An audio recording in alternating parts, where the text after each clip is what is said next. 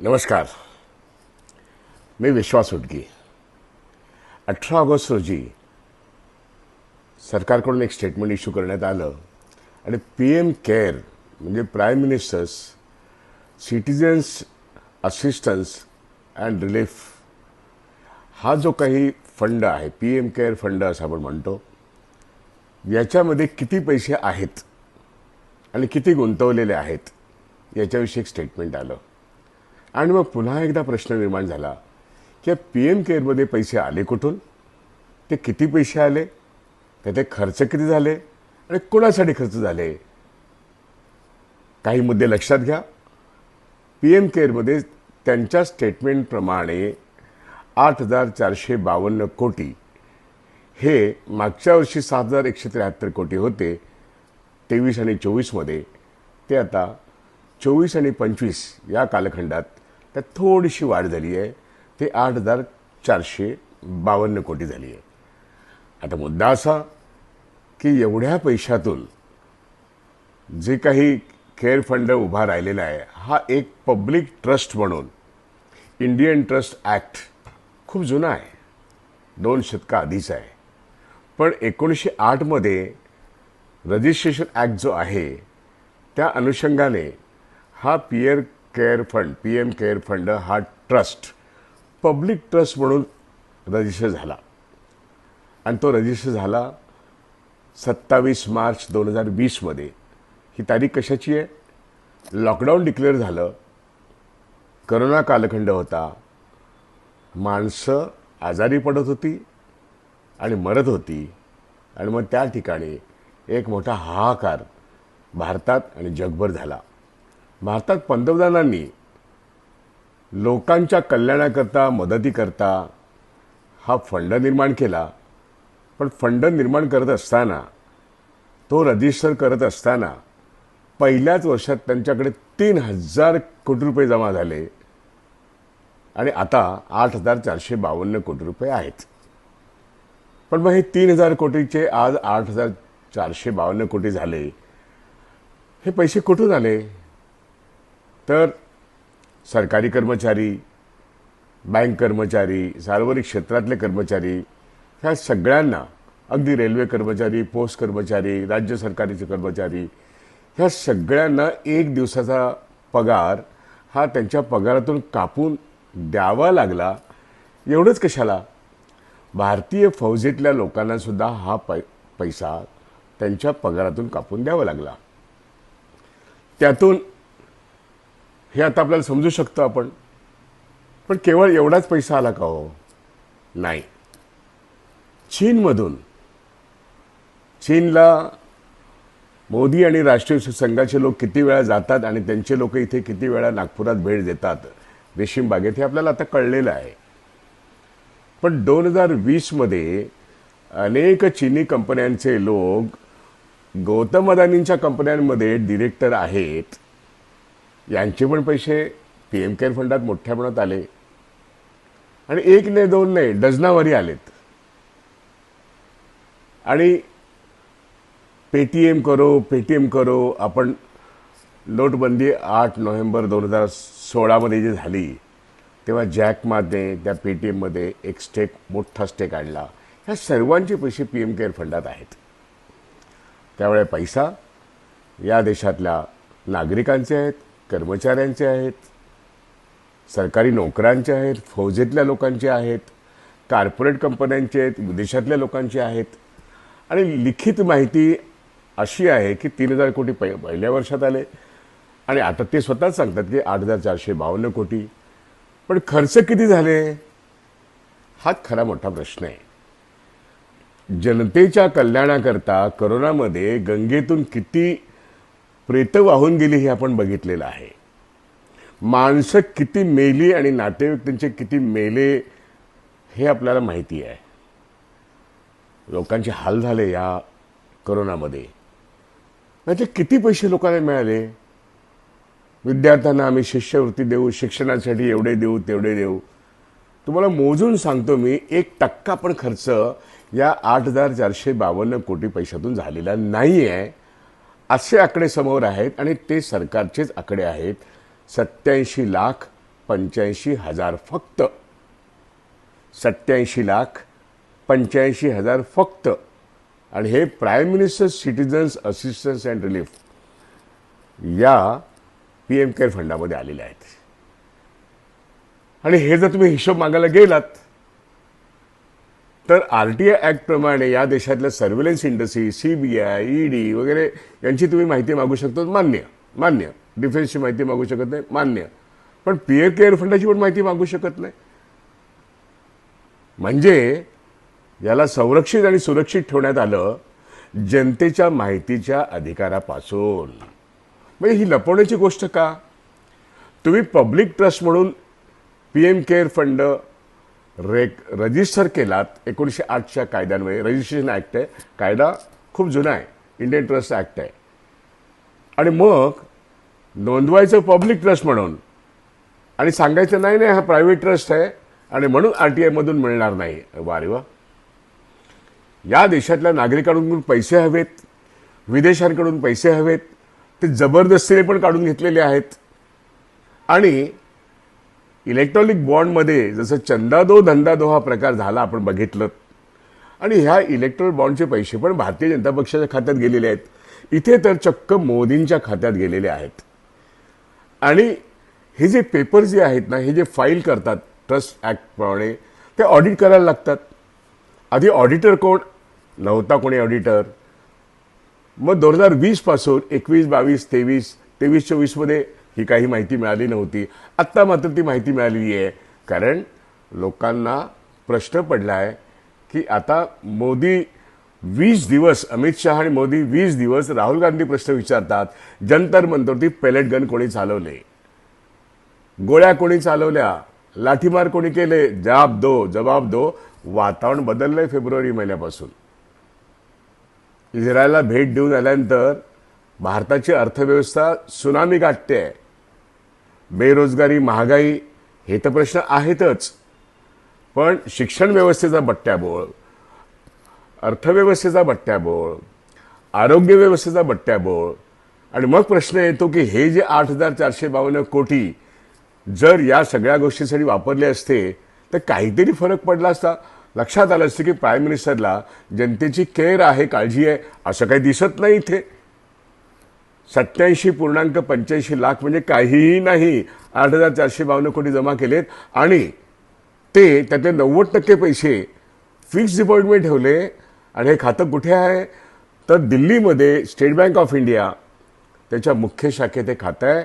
आणि 90% पैसे 7,846 कोटी फिक्स डिपॉझिट आहे.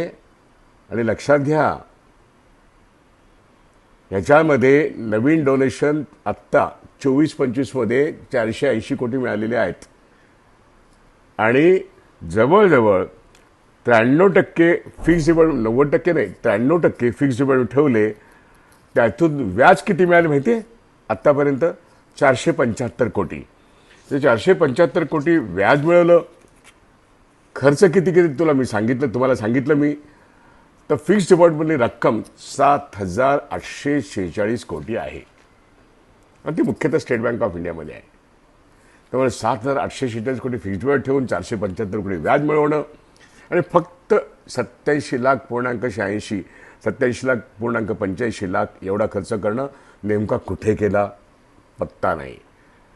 पार्लमेंटमध्ये येत नाही, उत्तर देत नाहीत. PM केअरचा पैसा कुठे माहीत नाही. इलेक्ट्रल बॉन्डचा पैसा कुठे आहे माहीत नाही. आणि मोठमोठी कॉन्ट्रॅक्ट जी आज देशामध्ये इन्फ्रास्ट्रक्चर इंडस्ट्रीमध्ये दिली जातात, नरेंद्रपासून देवेंद्रपर्यंत, त्या इन्फ्रास्ट्रक्चर प्रोजेक्टमधला पैसा कुठे जातो हाच खरा शोध घेण्याचा मुद्दा आहे. फिक्स डिपॉझिट करणं, व्याज मिळवणं हे दिसतंय. पण मग आत्ता जेव्हा झोला लेके निकल जाएंगे ही भाषा आहे, तेव्हा ह्या झोल्यामध्ये काय काय असेल त्यातला हा एक मुद्दा आहे. ह्यांचे झोले तपासायला लागतील. कारण हे तसं सांगतच नाहीत, ना संसदेत ना RTI मध्ये बोलतच नाहीत. त्यामुळे PM केअर कसली? ते स्वतःची केअर करतायत.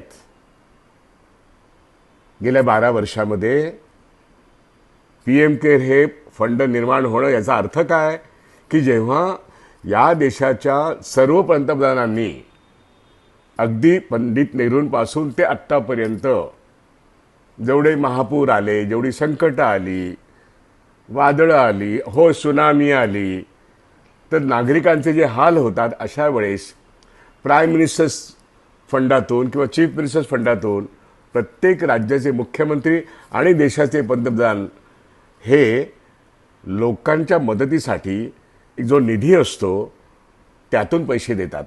आणि या निधीमध्ये जे दानशूर लोक असतात ते वेळोवेळी पैसे जमा करतात. हो, नोकरदार पण जमा करतात. जेव्हा एखादा कॉल येतो प्राईम मिनिस्टरचा तेव्हा लोक एक दिवसाचा पगार नाही, महिन्याचा पगार देतात.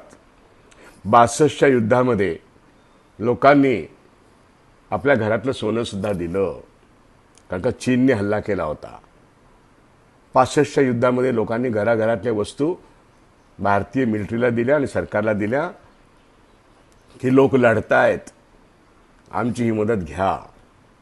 आता लोकांकडून पैसे घ्यायचे, काम काही करायचं नाही, आणि ज्या कारणासाठी पैसे घेतले त्याचा हिशोब द्यायचा नाहीत, माहिती द्यायची नाहीत, तर हा PM केअर आणि इलेक्ट्रल बॉन्ड हे भारतीय जनता पक्षाचे नेते आता या ठिकाणी पब्लिक ट्रस्ट ॲक्ट म्हणायचं, रजिस्ट्रेशन पब्लिक ट्रस्ट ॲक्टचं आहे, पण हा प्रायव्हेट ट्रस्टचा आहे आणि म्हणून माहिती देता येणार नाही. मग सह्या कोणाच्या आहेत ह्याच्यामध्ये, कोणाच्या नावाने आहे हे बघा. सही कोण करणार लक्षात घ्या. या देशाचे पंतप्रधान म्हणजे Narendra Modi, Amit Shah home minister, Nirmala Sitharaman finance minister आणि डिफेन्स मिनिस्टर राजनाथ सिंग.